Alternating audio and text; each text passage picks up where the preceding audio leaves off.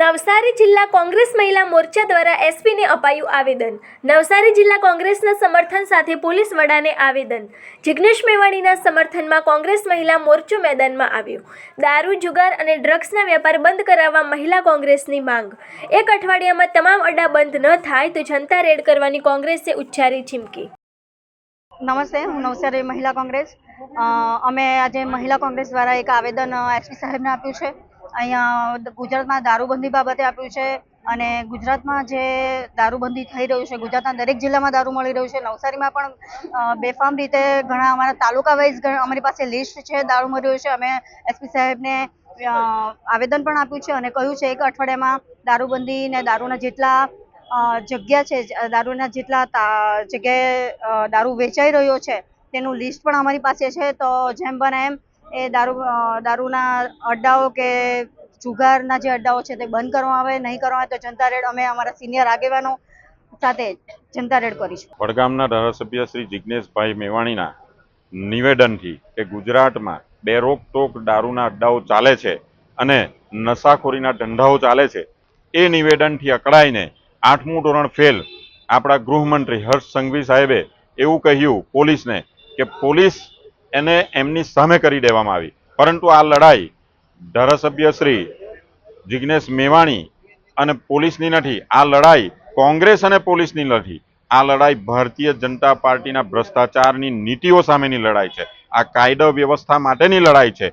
ગુજરાતમાં જ્યારે લાખો રૂપિયાનો ડ્રગ્સ અદાણીના પોર્ટ ઉપરથી મળે છે, લાખો રૂપિયાના દારૂના અડ્ડાઓ ચાલે છે અને તેમાં લાખો રૂપિયાની હપ્તાખોરી ઉઘરાવવામાં આવે છે અને એ હપ્તાઓ ગાંધીનગર સુધી પહોંચે છે, ત્યારે એ લડાઈ એમની સિસ્ટમ સામેની લડાઈ છે। આ કોઈ પોલીસની સામેની લડાઈ નથી। પરંતુ આ લડાઈને આપણા 8મું ધોરણ ફેલ ગૃહમંત્રીએ પોલીસ અને કોંગ્રેસની લડાઈ કે પોલીસ અને જિગ્નેશ મેવાણીની લડાઈ કહીને ખોટા રસ્તે દોરવાનો પ્રયત્ન કર્યો છે અને લોકોને ગેરમાર્ગે દોરવાનો પ્રયત્ન કરે છે। અમે જે ઈમાનદાર પોલીસ છે એને એપ્રિશિએટ કરીએ છીએ અને સેલ્યુટ પણ કરીએ છીએ, પણ જે હપ્તાખોર પોલીસ છે, બેઈમાન પોલીસ છે, એને કોઈ પણ ભોગે છોડવાના નથી અને એની સામે રોડ પર આવીને લડાઈ લડતા અચકાવવાના નથી, એ વાત નક્કી છે। અને એ જ માટે આજે અમે નવસારી એસપી કચેરીએ આવેદન આપ્યું છે અને આવનારા સમયમાં જે પણ અડ્ડાઓ નવસારી ખાતે ચાલે છે એ અડ્ડાઓ એક અઠવાડિયાની અંદર બંધ નહીં થશે તો અમે મહિલા કોંગ્રેસના નેતૃત્વમાં અમે જનતા રેડ કરીશું અને ત્યાંના જે તે અધિકારીને સસ્પેન્ડ કરવા માટેની માંગણી કરીશું। કોઈ વાંધો નથી, પરંતુ જે પોલીસ વાળાઓ દારૂના હપ્તાઓ લે છે, જે પોલીસ વાળાઓ ગુનેગારોને સાવરવાનું કામ કરે છે અને આમ જનતાને હેરાન કરવાનું કામ કરે છે, એ પોલીસ વાળાને અમે કોઈ પણ સંજોગે સાંકી લેવાના નથી અને ચલાવી લેવાના નથી। એ કાન ખોલીને પોલીસ પણ સાંભળી લે। જો અમારી લડાઈ પોલીસ સાથે નથી, અમારી લડાઈ કાયદા અને વ્યવસ્થાની સામેની લડાઈ છે, અમારી લડાઈ ભ્રષ્ટાચારની સામેની છે।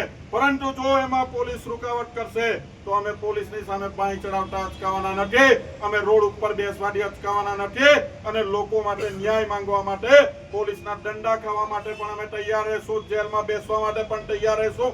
પરંતુ કોઈ પણ ભોગે દારૂના અડ્ડાઓ કે નશાખોરીના અડ્ડાઓ અમે ચાલવા દેવાના નથી। જો આવતા એક અઠવાડિયામાં નવસારી જિલ્લામાં પોલીસના અડ્ડાઓ બંધ નહીં થશે તો અમે આવનારા સમયમાં આ મહિલાઓના નેતૃત્વમાં જનતા રેડ કરીશું અડ્ડાઓ ઉપર અને પોલીસને ત્યાંથી લાઈવ કહીશું કે આ જુઓ તમારા જિલ્લામાં શું ચાલે છે અને જો એ અડ્ડાઓ બંધ નહીં કરવામાં આવશે તો અમે આવનારા સમયમાં જે તે અધિકારી ત્યાં જવાબદાર હશે એ અધિકારીને સસ્પેન્ડ કરવાની માંગણી સાથે ફરી પાછા એસપી કચેરીએ અને કલેક્ટર કચેરીએ આવીશું, એ વાત નક્કી છે અને એ વાત લઈને અમે આજે નીકળ્યા છે લોકોની સામે અને એ જ વાત કહેવા માટે અમે એસપી સાહેબ પાસે આવ્યા છે। આજે ભારત માતા કી જય। ભારત શ્રી જિગ્નેશ મેવાણી દ્વારા કહેવામાં આવ્યું કે ગુજરાતમાં બેરોકટોક દારૂના અડ્ડાઓ ચાલે છે અને અમે પોલીસના પટ્ટા ઉતારી લઈશું।